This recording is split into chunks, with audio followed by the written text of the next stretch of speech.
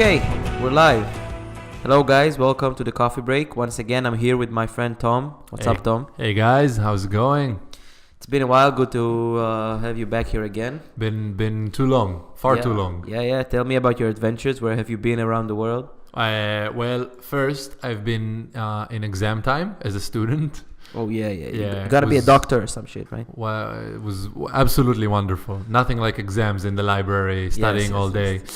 Well, you still do the library things? Isn't it time to do the actual work, right? Yeah, we also do the actual work, but that's during the clinic throughout the semester, and then there's exam time, so it's all theoretical stuff. But I see. Yeah, Okay. you gotta do what you gotta do. Well, did you pass everything? So far, so good. Everything worked out? So far, so good. Good to know. Yeah, and then I went to Copenhagen to be with my lovely wife. Yeah, it was great. Freaking freezing there, man. It's like 2 degrees, windy, rainy, but I don't know. That's the weather that makes Vikings, man. Not for me. How have you been? Yeah, I'm good. I had my exams as well. Yeah. I suppose. I mean, it's not really exams. It's more like presentations, right? Okay. And but I'm so like busy with work and stuff that I just don't really care about school anymore. I'm having my final project this year. Yeah. After like the final project after 4 years, and I'll have to invest some time in that. But I mean, the normal courses I don't really care so much anymore. I don't really have time also. Yeah. So I did most of it like at the day before I had to present it, and it went fine, I guess. As good as it can go when you do things in the last moment. That's what's important, you know. You gotta pass. No one then at a That's job true. interview is saying like, oh, but how much did you get in? Did you pass? You have a diploma? Okay. Are you good? Okay, great. I don't think even people care if I have a diploma. But they mostly care about if you're good. Just to see things I've done, right, in design, right? You just want to see things that examples or like your portfolios. Record. Yeah, exactly, portfolio. Okay. Yeah. And how was the airport surprise I organized for you? Yeah, that was strange. I traveled to Madrid. Yeah. With my father for a Champions League game, football, right? Soccer. Yes. Yeah. Real Madrid versus Ajax. It was very, very, very exciting. It's like an 80,000 something stadium. It's huge, and just the atmosphere in the city. And I don't know if you've been to Madrid, but it's a very fun city. It's very alive. There's a lot of people in the streets. It's very aesthetic also. Yes, it's beautiful. Like the architecture. But the food is good. At the airport, you're sitting with your father, and all of a sudden, out of nowhere, I meet Tom. Yeah, I was flying to Copenhagen. He was flying to Madrid. We had no idea. We didn't even coordinate. I didn't even know he's going to Madrid when I arrived at the airport. And all of a sudden, I'm just walking there and I see them sitting down. That was very strange. Yeah, it was funny, man. Very, very strange. It's funny. But that's cool, man. That's really cool. So how was the game? The game was insane. Really, it was one of the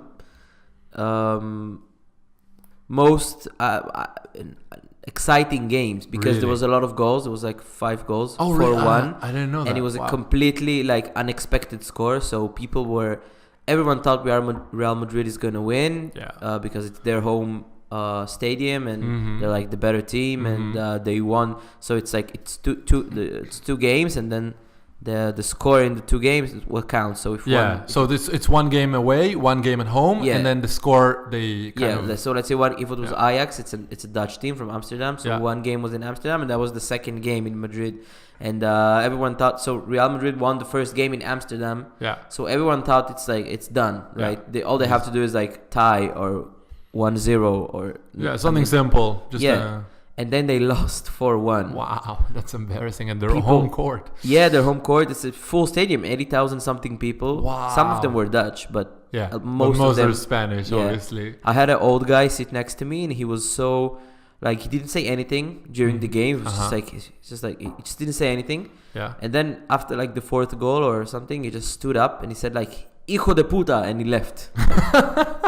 It was fuck. And he just left. It was 30 minutes left of the game or 20 minutes after the game. He just left. It was fuck it, I'm done. And it wasn't the only one. If you can see in the the TV, like in the broadcast of the game, Yeah. you can see the stadium slowly empty. Yeah. People just left. It's disappointing to see the team you're here to cheer for, and you're sure it's a victory, and they Honestly, it's mess it up. heartbreaking as a sport fan. Even though I'm not Real Madrid fan or Yeah, Ajax but fan, I don't yeah, really care. Just went for the course. experience. It's heartbreaking to see your course. team.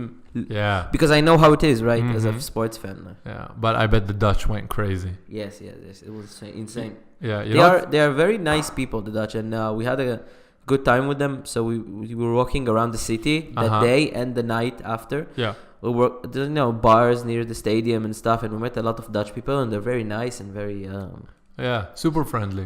very very friendly. I think it's like a small country mentality or something like that. I don't know why. I just find it small. How small are they? Holland is pretty. It's a pretty small country. I mean, that might not be true because I met some Belgian people and It's they're bigger than not Israel, so isn't it? interesting. But no, I'm kidding. You know what? I'm actually not sure. I guess You're not no. sure if- Well, I don't think there are more people in Holland than in Israel. I think there are more people in Israel. More people in Israel? I think so. Hold on. That doesn't make sense. Bring it up, Jamie. Bring it up. Netherlands population 17 million, man. Okay, no, so that's my bad. That's my bad. So there are more. They had more people in the 60s than we have now. Really? Wow. Yeah, okay. they had like 11 million in the 60s. Wow. They don't grow so fast. No. Holy shit, Belgium barely grows. Yeah. In the 60s, they had like 9 million people. And now? Or now they're 9.5, and now they have like 11. Wow. Yeah, that's 11.3. Dude, Israel, it's so fascinating, but We think had about like it. 5 people in Israel- the 60s. Israel had like 100,000 people or something. No, the in 60s. 1948, we were 600,000 Jews living in Israel. 600,000. Damn, the graph is insane. So in the 60s, there were 2 million people here. Yeah, and now? And now there's over 8. I think we're 8.7, almost 9 I think million we're people. I think we're yeah. I think That's we're around 9 2017. Oh, it's 2017. Yeah, so I think now we're already at around 9. Yeah. We're getting pretty For close sure. to 9 already. Oh shit! You know if what's you really look at Syria's graph, it's kind No, of dude, sad. don't. That's sad, man. It's sad. Yeah, but I find really interesting the I don't know if to call it politics behind the football, but well, I mean, okay, let's say with Real Madrid, that's some hardcore politics, but in the 30s, because in Spain there was this dictator, General Franco. Yeah. So Real Madrid was the team of the fascists, I guess, or the pro-government, and Barcelona was the team of the anti-government, kind of. But that's different cities. Yeah, but I'm talking about like generally in Spain. I know that and now Real Madrid is like the team. If we talk about teams in Madrid, yeah, so you have Real Madrid, which is the Yeah. like the higher society, I guess, like the Uh-huh. richer people, upper class people. okay. And Atletico Madrid, which is the other team, That's is like for the poor for people. the low class people. I didn't know that. Okay. Because also Real, I mean Real, Yeah. it means royalty, right?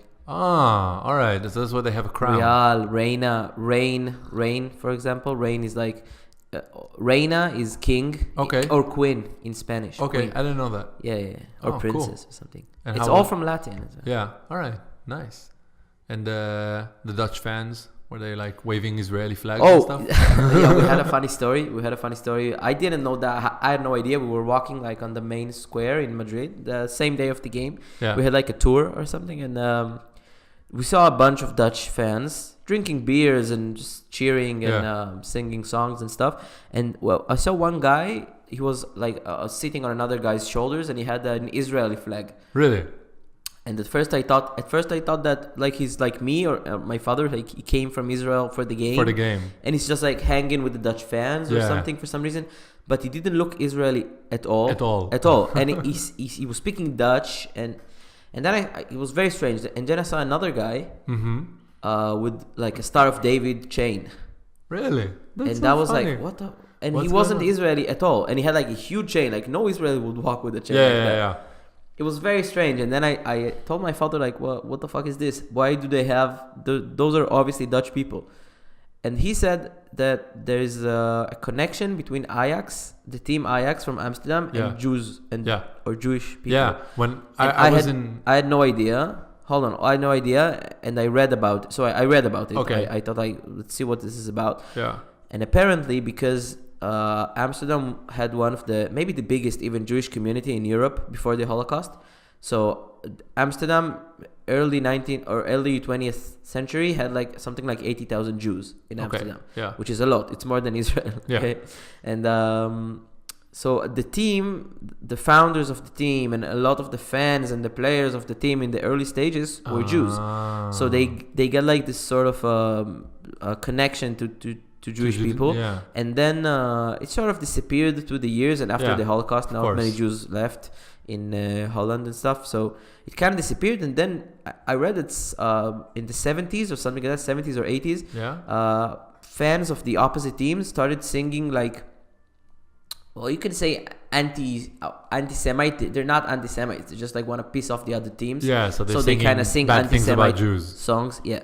So it kind of made the core fan or the ultras, like the fanatics of Amsterdam, of Ajax, sort of like it like made the connection to Jews stronger. And then they started using Jewish symbols as part of their cheering. So like the flags of Israel and stuff, and the and they also sing stuff like they sing Yode Yode Super Yode, which means Jews Super Jews. So they call themselves Super Jews, which is actually insane. That's funny. I think we should adopt that. Yeah, I think that's a good idea. I was once in Holland, and then I was talking Hebrew, and this guy stops me. He's like, "Are you from Israel?" And I told him, "Yeah." And he's like, "Oh, I like Ajax." And I looked at him, I was like, great, but I had no idea what he wanted from me. I was like, what? It's like, how is that connected? Are you from Israel? Yeah, I like Ajax. Okay, great, man. What do you want? Yeah, so apparently there is a huge connection. And it's not like they're like especially like fans of Israel or Israeli policy or stuff like that. They don't really. It's just like it's a bit like, I guess, like there's Tottenham, which is like the Jewish team in the UK. Yid Army. Yid Army, yeah. And it's the same thing. Also, Tottenham from East London is very an area with a lot of Jews and a lot of Jewish people. And I mean, they told us, like, we met Dutch people. We talked to a lot of Dutch people after the game and stuff, and they say it's probably very strange for you that they sort of adopt your identity without any obvious reason, like no connection, just based on tradition, let's say, or history of the team. And we said yes, it's very, very strange. It's very strange. I mean, the first time I saw the guy with the Israeli flag, I was like, what is this? Yeah. Why? It was so weird. Yeah. But I guess you learn things. But it's I mean, if they're having fun and it's all in good spirits, why not? Yeah, the other team, there's Feyenoord. Feyenoord is another team from Rotterdam, which is close to Amsterdam. And they sort of have this rivalry. So they sing songs like Hamas, Jews to the gas and stuff like that. Oh, wow. And they do like voice, really? Which is like the gas from the... Wow, but that's hardcore. That's hardcore, but the thing is, they're not really anti-Semite. Same as Ajax fans are not really pro-Israel. Yeah. Or pro-Jews. It's just a part of like the part of the identity of their team. Yeah. So the Feyenoord fans or ultras, I guess it's just the hardcore fans. It's probably not hardcore. Everyone. Yeah, of course. But it's the same. They don't really hate Jews or care about Jews or Hamas or anything like that. It's just they want to piss off the other team. So exactly. Huh, funny. Speaking of pissing off people, Hamas has decided that now would be a great time to piss off all Israelis, and shot 2 rockets at Tel Aviv. Yeah. All right. So I heard it's a mistake though. I guess someone was trying to press like the order a pizza button, and he accidentally pressed like the rockets to Tel Aviv button. Yeah. By accident, the speed dial, the pizza on speed dial, and the activate rockets. Someone got fired, I guess. I think someone got shot. Maybe someone was it was invited. It was called for a conversation with the CEO. Yeah, exactly, CEO. Yeah, it was like, you made a huge mistake, my friend. So here in Hamas, we want to have a company that really helps the workers achieve the best of themselves. But okay. So let's give some background. So basically, I would say that around the past year or so, there have been demonstrations and riots on the border between Israel and Gaza. Israel has been accusing Hamas of trying to use the cover of the demonstrations and try to hurt IDF soldiers, which has happened. while Hamas has been accusing Israel of having a very tight border control and therefore they can't live a normal life, basically. And the south in Israel has been attacked for the past year. I would they've been burning fields and shooting some rockets, mortars, things like that. Nothing like if we're looking at human lives, nothing actually, not a lot of things have actually happened. Not many lives on the Israeli side were lost. Yeah. But it's mostly damage to property, damage to the farmers there, to the fields and things like that. It's a lot of economic damage. I guess it's scary as well. It's scary, yeah, no doubt about it. Like I don't know if I could live for an entire year like that, let alone 8 years or something that sometimes they have been going through. But this time, everyone's like, oh, but this is different because it's on Tel Aviv. Yeah, I think it's obvious, honestly. I mean, not saying that some people are more important than other people, or some people's lives are more important than other people's lives, but it has much more, when you shoot rockets on Tel Aviv, when you shoot rockets on a city that has a few 100,000 people, or a village that has, 10,000 people, or an area that has like 30,000 people of a few villages, right? The risk is different. Not just the risk to human lives, you can hurt a lot more people when you shoot like at an area that has skyscrapers and a lot of people in it. Also the economic damage, the tourism, image, let's say, of course tourism and stuff like that, because there's a lot of tourists here. Yeah. But also it's a mental accomplishment, right? Or yes. Yeah. Well, I mean, as a terrorist organization, it's a huge accomplishment because it terrorizes. Yeah. Right? It's different for the country if you attack. Let's say you're living in America, and if someone attacks New York, or someone attacks a little town in Florida. Yeah. However, I would say that the people in the south are complaining that the government doesn't actually do anything until something big happens, like missiles on Tel Aviv, rockets on Tel Aviv. But even now, they didn't do much. I don't get it. It's like they every time they attack, so basically what happens is they fire rockets. We tolerate it until a certain point. We send our airplanes to our fighter jets to bomb some targets in Gaza, and that goes on for a little while, and then everything comes back down. But it just feels like every time they attack, the government says, we attacked very key targets of Hamas, but it's like, how many key targets do they have that every time this happens you attack? I don't know. I'm not buying it. I think the thing is, shooting rockets on Tel Aviv is very rare, and it's something that's very difficult for terrorist organizations in Gaza to do. Not because it's so difficult, practically, just because it's a big risk, right? Yeah, the implications can be very, very bad. So usually they don't do that. It's a difficult decision for them to make, shooting rockets at Tel Aviv. And doing it now, which is a very strange time, there isn't much going on. There's not a lot of, there isn't much, things are pretty calm right now. Yeah, so and doing it now in a vacuum, in the middle of nothing that's going on, it's strange. It's why. That's why I think that when they say that, also the first reaction of Hamas and other organizations were that we didn't do it.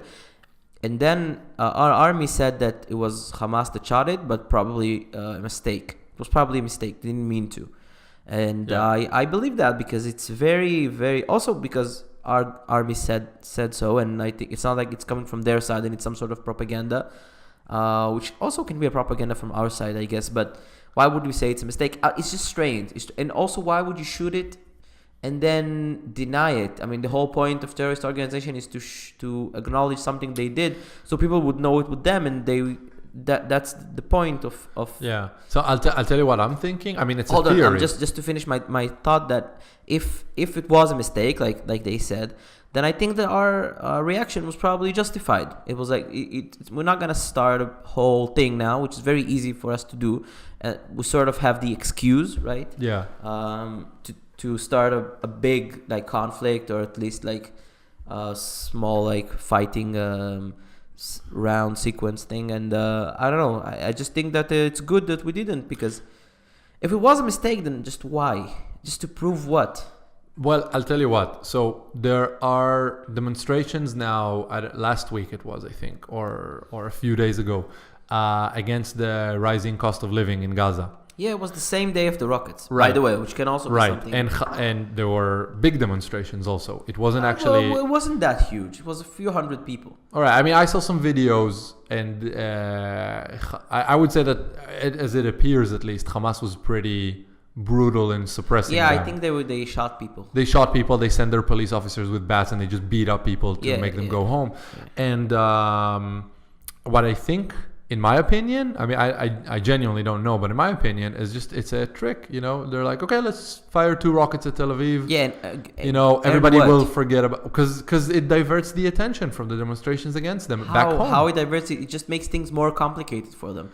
It's like we have this problem now with our people inside Gaza, inside the Strip. Let's provoke Israel as well. Why? Because then Israel attacks. Everybody unites against Israel. That's what Syria does. Okay, That's so what if Lebanon they want does. Israel to attack, why would their first reaction was we didn't do it? Why wasn't the first reaction, yeah, fuck Israel, fuck you guys, attack us? Because they don't want such a harsh response from the Israeli Air Force that they can't tolerate it. But they're saying, okay, we're willing to sacrifice a few warehouses and rocket factories that they have there, in order to, kind of make people forget about the I mean, I don't know. It doesn't make sense. It's creating a bigger that's what problem. I'm thinking, man. It's That's creating what a I'm bigger thinking. problem to solve a smaller problem.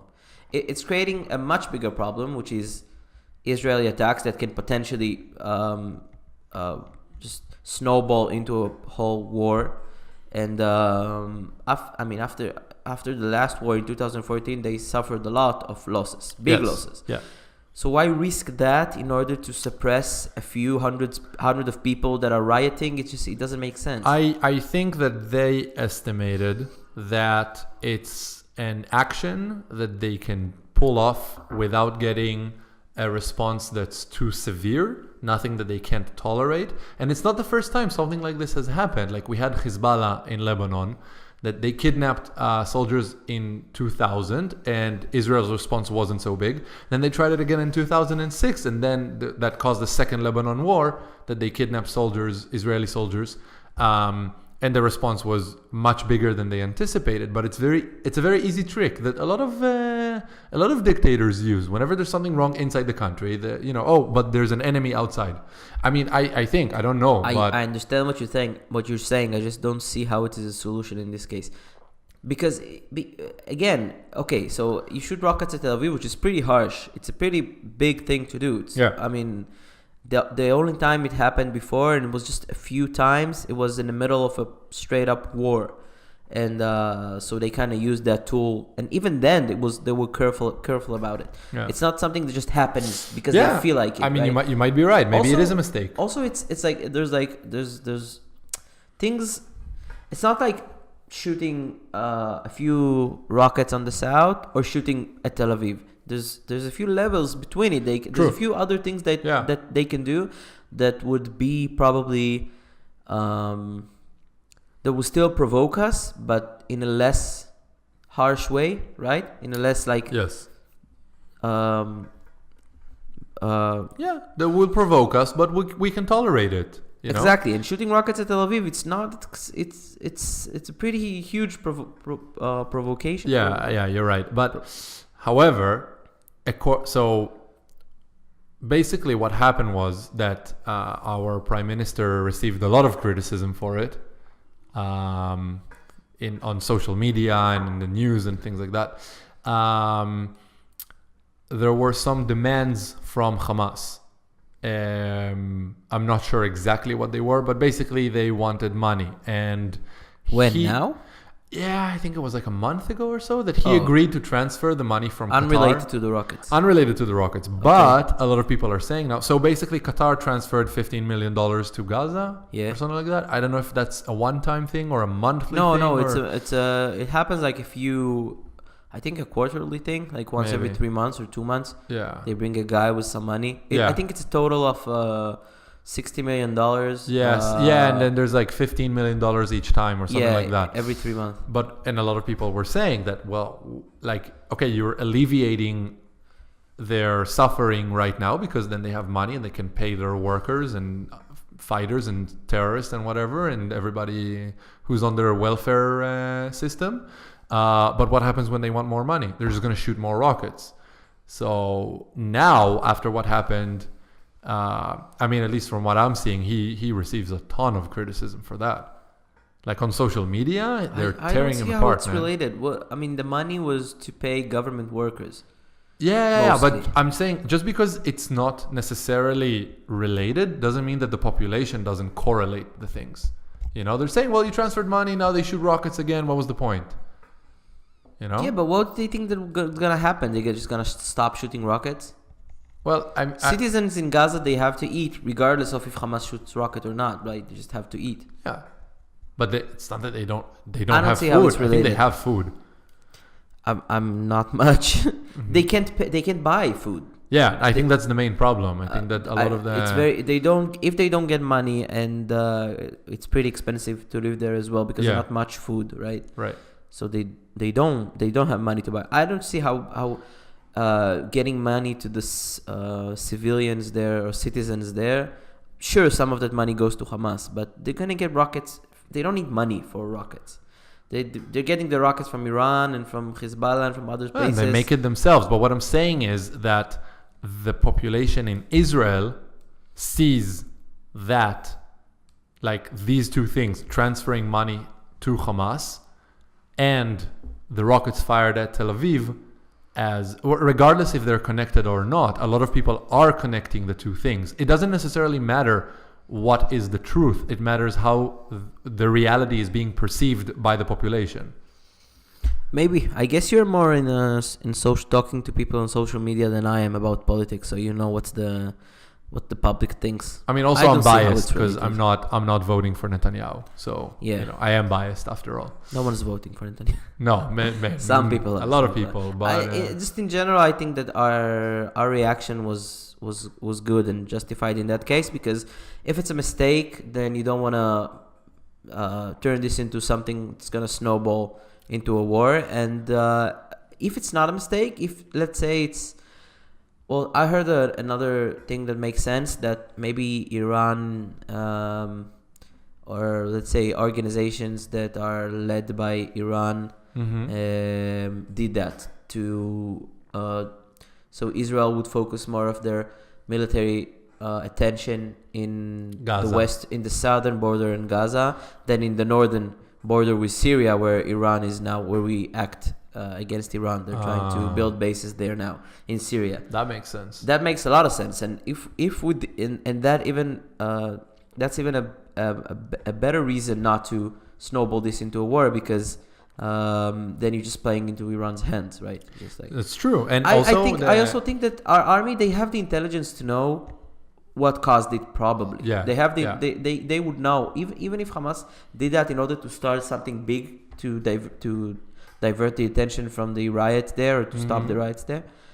Our army would know. They would know this is their intention, and maybe it is their intention, and they just don't want to. Again, they just don't want this to turn into a war, because it serves Hamas more than us. I just think that they just know. They know because they have the intelligence, and then I just think it's the right decision anyhow not to. Yeah, I mean, also you have to take into account that the fact that every time there's an operation here or something, it really slows down the economy. And the Israeli economy, I'm not talking about like per how me and you, when we go to the supermarket, like it's crazy expensive. Israel is an expensive country, and the cost of living has just kept rising over the past 10 years. But not everything is expensive. Some things are expensive. Yeah. Some things are cheap. Yeah, but generally you could. I mean, Israel is an expensive country. Objectively, Israel is an expensive. I think supermarkets are expensive. Ridiculously expensive. But cell phones are very cheap. That's true. Internet is cheap. That's true. Academic studies are cheap.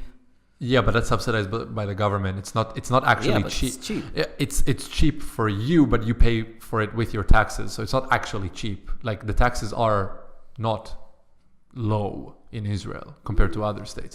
However, what I wanted to say was that overall the Israeli economy has been growing like crazy. I mean, I heard this statistics. So I think in the 90s, like when me and you were born, or when we were like really young kids, the GDP in Israel was about $12,000, something like that, and now it's around $44,000, which is insane. It's an insane growth. It's probably the tech thing. It's technology, 100%, 100%. Tech companies. Yeah. Absolutely. I mean, Israel has no natural resource, or hardly, besides the gas that we found. Yeah. But hardly anything. So it's mostly human capital. Yeah. That's the main export of Honestly, Israel. when you think about it, almost any kid with an access to computer, to a computer, can learn coding through the internet in Israel. True. And just find a job. Just even not just find, even like, let's say you're like 16 or 17 and you learn to code or to build websites or whatever. Yeah. And then you go to the army. You can use those skills in the army, get a pretty good job. And then when you get out of the army, you can easily earn like, I don't know, 50,000 shekels a month, 15,000 shekels a month, which is like, what is it, like $3,000? No, it's like 3,000 euros. Yeah, it's like 3.5 euros. Yeah. Something like that. A month, which is pretty good. That's not bad. That's not bad for a young guy, for like a young guy out of the army. And almost anyone can do it, regardless of your status. Almost anyone has a computer, right? Or can get a computer for pretty cheap. Yeah. And learn it, or even learn through their phone, or Almost. That's one of the things I'm genuinely jealous of you, that you're just so good with computers and I'm so bad with it. Like I have every time you organize everything here before we go live. I'm like, what the hell is he doing? Like I have no idea. And when you start talking to me, like I asked you what laptop to buy, and you're like, oh, just get this because this has that. And I was like, man, I don't know. Just tell me what's good. I'll just go and buy that. I have the money. I'll just go and buy it. Whatever you say, I'll just buy. Have you heard about I guess we talked enough about the rockets, right? And anything else you want to say? I mean, well, I was in Jerusalem, so I had no idea what was going on at the time. Oh, yeah. But, I just got a lot of messages from, like, friends and family, like, hey, where are you? Are you okay? Everything's okay? Like, my sister got a little scared because there was a big bang. Yeah, there was, people say, yeah. Yeah, it was very loud. I was in a basketball game. And I was actually, it just happened before. I'm really sure where I was because we were late to the basketball game, so we were like rushing. Yeah. And so I did like everything fast. We went to the toilet fast and ran to everything was like fast. And when we got there, the game started. We just got there when the game started. Yeah. And they stopped the game after like 15 minutes. They just stopped it. Yeah. We had no idea why. 15 seconds, I'm sorry. Just right after the game started, the judges stopped it. And then they went and like talked among themselves. And there's like an area where they just deal with all the clocks and stuff in the game and the score and stuff. So they were talking to these guys. And then people in the audience started saying they should Hamas shot rockets at Tel Aviv. There was alarms and stuff, and we didn't hear anything. It was a stadium. The stadium was loud, obviously, and I don't know. Maybe I was in the toilet when that happened. So it was also like inside the stadium, so you don't have much. You can't really hear connection. To the outside world, right? Wait, how many people are in the stadium? 11,000, I think. Wow, imagine it. So what happens if there's an alarm? Like you have 1 minute to get 11,000 people to shelters? No, it doesn't. It doesn't. No, there's no way. It's not gonna work. There's no way. Also, every man for himself. Also, you know how long it takes for everyone to leave outside the stadium? It just when the game ends, or it's like halftime and you want to go down. It's like it takes ages. Yeah. And to buy a cheap hot dog. Yeah, I bought the hot dog that day. Oh my God, really? You ate that? Yeah. I can't. I went there one time and I was like, there's no way I'm putting this thing in. It's pretty bad, but it tastes good. I wouldn't say delicious, but I like it. Anyway, so people people in the audience started talking amongst themselves and about they get like notifications on their phones and stuff. then we thought that maybe they're gonna cancel the game, right? Because well, there's a what team. Are you gonna do? Maybe there's a team from Turkey here. Yeah, American players. Did we win? No, we lost. Oh, it was painful. Don't ask about it. Okay, anyway, no, never mind. I don't know, judges from fucking Spain and stuff. So people, I mean, Yeah. who knows? It's like a EuroLeague game. It's not an Israeli local game. Yeah. And but then they just apparently like they just had a trouble with the clock, with the game clock. Ah, really? It just didn't run properly, so they had to reset it and start it again. So they stopped. So it wasn't even the Rockets. And then the game just continued, and no one said anything. And that's so funny. It's strange. I don't know. I was like, they just took Rockets. Yeah. Things can, because I thought at first, my first instinct was we're going to war. I thought that after the first one or two notifications, I thought like, all right, the next notification will be the armies. I was ready to get a call from the army. I don't know, reserves or something. Yeah. Oh my God, I was just, man. I was sure it's going to happen. So I was like, how can the game continue? How can people focus on the game even? I mean, maybe they just shot now, but they're gonna shoot again in like. Yeah, I mean, and things can fall. It can fall here, and it can break the roof or something. I was just, and then it's sort of like I just saw that nothing happens really. It's just no notifications, nothing's going on. Things are calm, and I just but went you know back what? to focus in the game.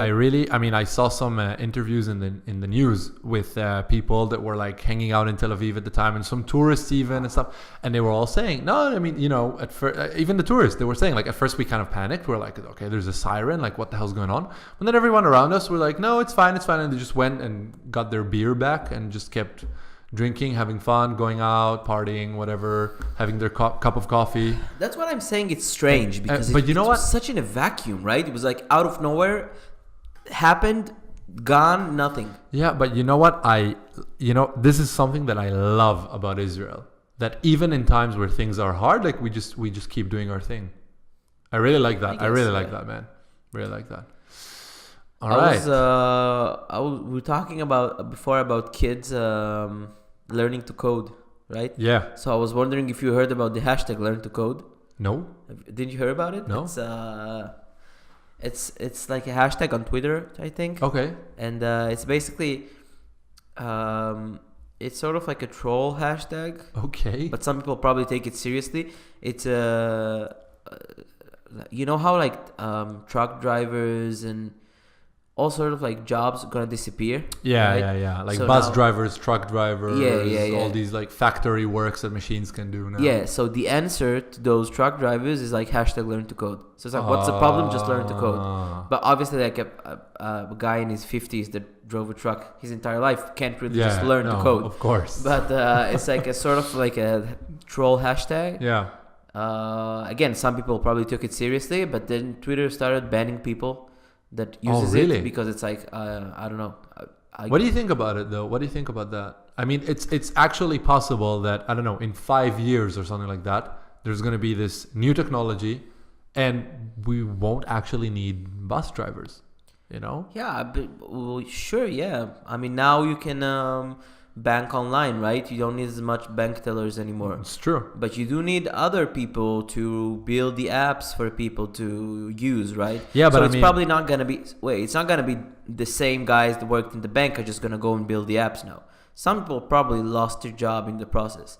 No, and some people are hurt in the process. Like in the example of banking, there's a like a protest, or there was a protest in a few months ago in Israel, in some small place in Israel, that they closed their bank branch there in the specific city. Yeah.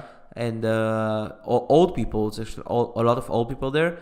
Yeah. They just said like, what are we supposed to do now? We can't bank online. So some people are gonna get hurt in the process, but overall, it's like it's good. We're improving. We're getting better. 100%. I completely agree with you. And you know me, like I'm all for innovation, free market, and fuck stagnation. But we're talking about a big part of the population that loses a lot of jobs. And so how do we... I mean, Israel, I'm not as concerned because a lot of Israel's economy is based on high tech. Yeah. Even agriculture and manufacturing is based on high tech now. Yeah.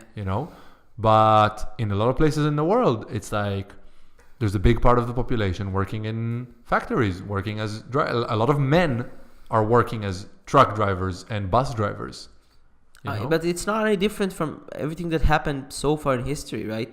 It happens all the time. They build new factories. They don't need people to build a specific, I don't know, part now. It's a machine, but you need people to do other things. Yes, but until now, it happened. Like, let's say, I don't know, there were people were riding horses and carriages and whatever, and then they invented the car. But relatively to when a car was actually operatable by any family, it's been a while. And now what I'm saying is that all of a sudden, within 3 years, you could have so many new technologies that you don't actually need any type of driving job anymore. But but it's gonna create new jobs we didn't have before. I agree with you. I'm just saying, like, a lot of people are. I'm kind of playing devil's advocate. I guess a lot of people are. I had an argument. You know who Daphne Leaf is? You probably know who she is. Yeah. Yeah, I had an argument with her. She's a sort of socialist. She's an Israeli activist. She's a nice girl, but she's nice. But she called you cruel. She called me cruel, yeah, because I said that. I said, yeah, it's kind of sad that people are gonna lose their jobs. What can you do? Not progress. Just stay where you are. And progress is important. We have to have progress. And if some people are gonna get hurt in the way, that's just how the world works. And it's sad, but what can you do? It's humanity has to move forward. And she called me cruel. Yeah, it's so cruel. She said it's a cruel thing to say. I don't know. I don't think I'm cruel. I'm just. No, I don't think you're cruel. I think you're pretty nice. But speaking of progress, what do you think are the elections gonna be? Oh yeah. 9th of April, Israeli elections. I think it's already pretty much like tearing the country apart, no? It's going crazy, man. There's not much. I honestly, I don't really feel a part of it because I can't support anyone. Yeah, I can't support any of the major competitors, really. What about the small competitors? Yeah, well, I just have because at first I thought I might vote for a different party this time, but probably not. I'm probably just gonna vote for the most left and liberal party again, because all the rest are just I don't know. I just don't feel like I'm a part of the race. I feel like I'm gonna vote for my party and maybe they'll get into the parliament, maybe not. But it's like, what can I do? There's not much I can vote for that. Yeah. Well, so right now what we have Likud, which is the current largest party, the winner in the last elections. And we have Kahol Lavan, blue and white, which is a unification of 3 different parties. Center right, you could say. Definitely center right. Well, yeah, according to you, but and so they united. So it's a former chief of staff, another former chief of staff, former minister of security, and our former finance minister. Yes. Yeah. And I was like, who was the finance minister? And I was like, yes, okay. Yes, that guy. And basically, so far the polls are pretty in their favor of the new party. Even when they're going down, the gap between them and Likud stays pretty much the same. Yeah, kind of. And also a few small parties that are actually a surprise. So there's a party called Zehut, Identity. Yeah. They are running on a fairly interesting platform, which is like pretty libertarian, like freedom to the individual. Everyone that's voting for them is because they want to smoke weed. So one of the things they want to do is legalize weed. All the voters are just weed heads. But I read their platform and their manifesto, and I have to be honest, like their ideas on education, their ideas on freedom of the individual citizen. Yes, come on, but their guy is fascinating. Yeah, but their guy is he's insane. He's very religious. He's very, very religious. No, it's not even a religious thing. He's like throw all the Arabs in the sea. No. Kick them out of there. He wants to encourage immigration, basically. He wants to get rid of all Arabs. I don't know if all Arabs, but I don't think it's all Arabs. He's crazy. Yeah. So he has some. That's the thing. That's why I'm actually not voting for him. Like I love some of the things that he says. I'm a big believer in free economy and as much freedom as possible for the individual. But some of his, some of the things he wants to do, I'm strongly against it. He seems like a nice guy because he want to legalize weed and listens to the Beatles. But I mean, he's a maniac. Well.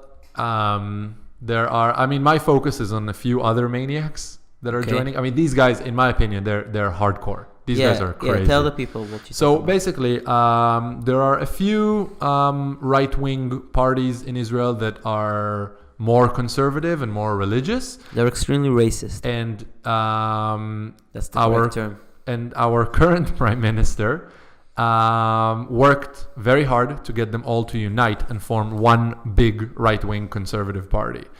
And yes, those are parties that a few years ago, 20 or 20-something years ago, were banned from the parliament. So there was one party by a rabbi, and his name was Rabbi Kahana, and he was actually banned from running in the elections because Israel has a law that if you have a racist platform, you are banned from participating in the elections. Yes. And he had a very racist platform. Like he wanted to ban marriages between Jews and non-Jews. Yes. He wanted to basically revoke Arabs' citizenship in Israel. Yeah. He was pretty crazy, and he was murdered in Manhattan, I think, or Brooklyn by a Palestinian guy. Actually, he was murdered in Brooklyn? I think so. In America, somewhere in America. I can't remember exactly where, but he gave a lecture there. Anyway, his followers formed a party, which is called. It's actually pretty fun. It's called Jewish Power. Yeah. Like that's hilarious. No, it's like white power, Jewish power, black power, Jewish power. It's straight up fucked up. And they're running now, and I'm actually concerned. Like these guys, in my opinion, and you know me, I'm very forgiving for different political opinions than mine, even if they're more left-wing. Like I don't like them because I'm not socialist, but more right-wing, okay, I'm okay with it. But these guys, in my opinion, are actually dangerous. They were banned. There was a law that's banning them from running in the parliament, and now they're not only running, they're running under the umbrella of our current prime minister. He's the one that united them to run. And I think more than everything, it just shows you that he's panicked, right? He's scared. That's what I'm thinking. Yeah, he's genuinely trying to scared. do anything he can to save his kingdom. Yes, and save everything he built. And he want to stay prime minister. And the thing is, at any cost. Yeah. So the legal advisor to the government announced that he will be indicting him. We talked in a previous podcast about some of the corruption allegations against him. And so the thing is that if he does get elected, the price for these little parties to enter the coalition is going to go way up. And I genuinely think he will give them whatever they want. Like pass whatever laws you want. It's kind of crazy, right? Take how much money you want. When you talk about it, like in English, you say it. So you have like a prime minister that is charged with corruption and bribe, and he's uniting racist parties to help him win the election. And probably when you listen to it, when you're not Israeli and you listen to it, and you're like, well, no one's gonna elect him, right? But he still has like not most. He's like second now in the polls. Yeah, he's the second largest party now. He still has like 30 seats in the parliament out of 120. Yeah. So you're like, people are voting for this guy. I mean, I think last poll, he did go a bit below 30. It's out of 120. 29. But yeah, he's like, I think last poll was 26. But still, it's way too high for a person that, I mean, they like the chances of these, the indictment to not go as planned right now, because it's not, there's a hearing first and all of that, but I don't think the hearing is going to be after the election as well. Yes, so but if he wins, then I don't think that the legal advisor to the government would decide on a hearing for these allegations if he wasn't pretty convinced that there's something fishy there. The problem now is if he gets elected again, which is possible, even though he's second right now, even if his party doesn't get most of the seats, they're still in the better position to form a coalition because of other parties and different like results. So even if there are more right-wing Knesset members than left-wing Knesset members, let's say. Yeah, and so if he ends up forming a coalition and becoming a prime minister again, he can potentially stop the criminal investigations against him. Sort of like what people say Trump is trying to do in America with Mueller, and maybe not. I'm not sure actually. I don't know. I don't follow American politics so much. But does the whole Mueller incident? And never mind. The FBI, the guy that got fired, or DC, whatever. Never mind. What I'm saying is he can form laws that would allow him to not go to jail. Yeah, basically, that's what he tried to do, or at least finish his term as a prime minister. In the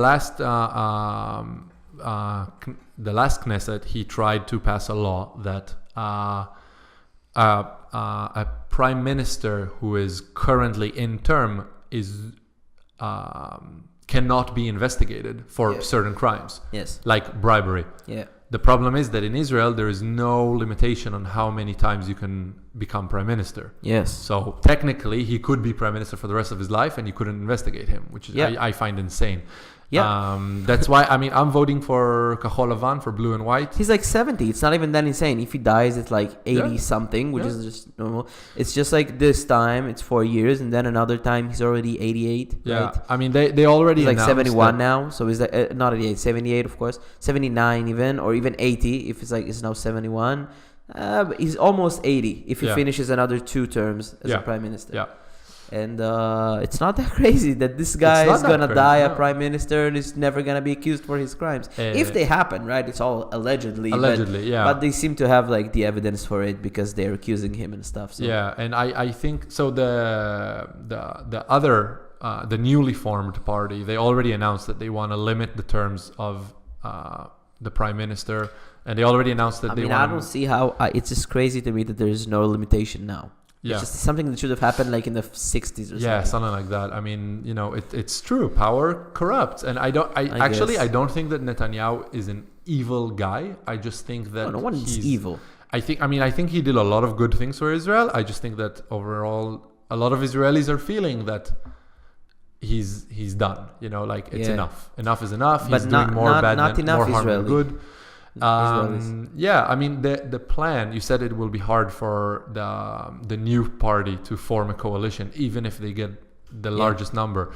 But what they're counting on is that they will win by a substantial margin, like 5, 6, 7 seats, 10 seats, I don't know, something like that. And then it will be pretty obvious who won the elections, and they want to form this kind of unity government. So Labour Party, which is the largest left-wing party, Likud after Netanyahu, that he will I think that he will resign if he loses the elections. He's not going to become a minister or something like that in someone else's government, I guess. And then after that, a few more parties, but I don't think they can win in that gap. No? It's too big. I don't think they can win over 3, 4, especially because they're losing seats in the last few polls. They seem kind of, I don't know, complacent. I don't know. It's just, but they don't do much. They don't talk much. They don't, because every fucking day I see Netanyahu's adverts and things on YouTube and stuff like that when he says, when he's accusing them for stuff. I've never seen like the head of the other party say anything or have any sort of announcement. Sort of like not announcement, sort of like adverts and stuff or like even stories on Instagram. Bibi Netanyahu, he has every day he uploads stories to Instagram when he says he stuff. Has a ton of social media activity. I didn't hear anything from Blue and White. Nothing. It seems like they don't really, I don't know, like they're sleeping or something. Like they don't really get what's going on. They don't really get that he's fucking them on a daily basis. Like every day that passes by. Yeah. Bibi's concepts and ideas and propaganda goes into people's minds. He's going on a very negative campaign, which I think their campaign is mostly positive. Like it's mostly about what we're gonna do, and his campaign is Thing is, I mostly didn't about see how much. bad they are. I didn't no? see much about their campaign. Maybe you're not looking in the right places. No, I'm Perhaps, kidding. I don't know. but I don't know. But I'm seeing a lot of Bibi and Yeah. not a lot of. Yair Lapid, your guy, he has an Instagram. I think he has Twitter. I don't know if he has Instagram. Twitter, yeah. I'm not who's on sure. I Twitter? don't. I'm Journalists mostly on are Facebook. Twitter and fucking. Yeah, no, he journalists does. He and does a lot politicians. of Twitter stuff. But I'll tell you what. I think that the main pull it up, Jimmy. Pull up the Twitter. I'm gonna see Let's if he has. No, not. I'm gonna see if he has Instagram. Instagram. Okay. Where people are, where normal people and the kids are. Right? You have Instagram? I don't have Instagram. Yeah, I have Instagram. Yeah, Yeah, no, I he just have has an Facebook.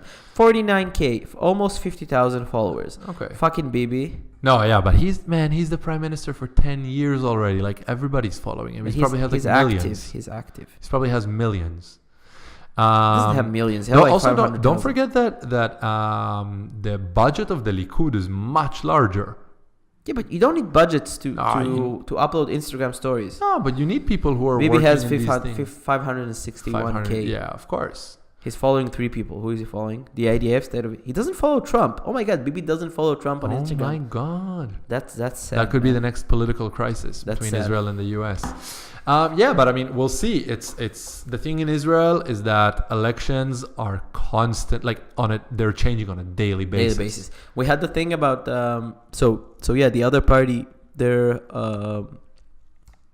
they have 2 head guys, right? Who are we talking about? Blue and white? Yeah. Yeah. So the guy, There's Benny Gantz, who's Yeah, the former Gantz. chief of staff. yeah, he's the head of the party. Right. And And Yair Lapid, yes, and Gantz, the former finance minister. Yes.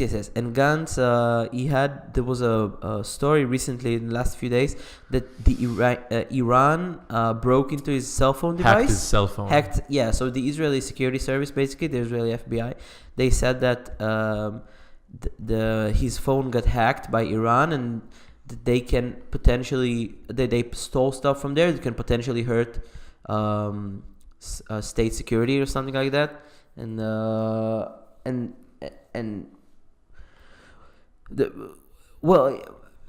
they say that it can harm him or they can extort him if he become prime minister, and it basically hurts his campaign.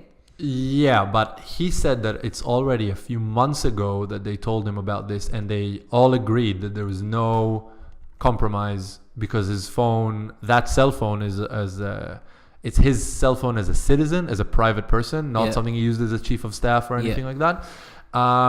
And there are a lot of people saying, especially former politicians in Israel, that are saying that this is actually a spin by Bibi. Yeah, so I mean, I don't know. I don't It makes you know. wonder if it was a few months ago and they already told him about it. Why are they releasing the story now? Exactly. And who's behind releasing that story? And just to continue what we said before about the negative campaign that they have against him. I mean, there's just a lot of like strange stories happening around. Like suddenly Iran is involved and hacking phones, and it just seems like a very strange story. And it basically seems like it's something that they released to hurt him. Yeah, I'll tell you what. I mean, overall, I am not one of Netanyahu's haters. I told you, I think he did a lot of good things for Israel. Mm-hmm. I think that for a lot of them, actually, he didn't get credit for. Yeah. I think that there are certain things that he does that you could do better, and I think there are certain things that he does that are causing harm. It's just the thing is that now, and you gotta wonder, like now there's a person who is in a position of a lot of power, and he's being indicted with some allegations that could. He's being charged with some allegations that could get him in jail. Yeah. So how much is that person acting out of not out of self-interest? And I'm not just saying it because it's Netanyahu, and you know I disagree with some of his policies. I'm saying it because any person, I feel like he's not even under allegations, not just under an investigation, but under an indictment. I think you have to resign. Like it's basic decency, I would say. No? Yeah, well, he disagrees. Well, yeah, he strongly disagrees. Yeah, I mean, we've seen that. Also, I don't know how much is one seat worth in terms of votes. A lot of voters, hundreds of thousands of voters, probably over 1 million. Probably maybe even over. No, probably over close to 1 million voters disagree with you. Yes, yeah, but let's see. I mean, any day things can change, and they keep changing. And the thing is, so let's say they're going down in the polls, the new party, but also Likud is going down in the polls, and the gap between them actually got bigger in the polls. It used to be on about 5, and now it's on about 9 seats. What? No, is it? Yeah, it was 33 and 26. That's 7. My bad. I saw 33 and 29. Maybe, I don't know. I don't know. It's polls anyway. Yeah, that's the thing. You can't trust the polls. If you would trust the polls, you would think polls. that Hillary. It's not polls. It's the poll. You can't trust the polls, man. Fucking freaking polls, man. They have bears in them. They have bears. And this fucking government has penguins. Penguins. There are no penguins in the north one. I think only in the south. Perhaps. Like in Antarctica. I'm not a penguin guy. I don't know. I watch the movies sometimes on Netflix where they show the penguins, but other than that, I don't really know. You don't really know. You don't have a penguin friend. You penguinist. No. Pingu. Anyway. Yeah. All right. Well, I mean, we'll wait and see, and we'll keep everybody posted. Yeah. 9th of April. Maybe we can have like a special edition the day of a live podcast. Oh, yeah. Or like elections. A day before the elections or something like that, Yeah. Oh, that'd be awesome, man. Anyway, podcast. Bro, awesome having coffee with you again. Yeah, thanks a lot, man. Yeah, thank you, man. For coming on a Saturday of all days. Shabbat. Of the Sabbath. We can let people know we're recording on Sabbath. Recorded on a regular day. All right, guys. Thank you very much. Shabbat shalom. Have a great week. Enjoy. Thank you for listening. Yalla, bye. See you next time. Bye.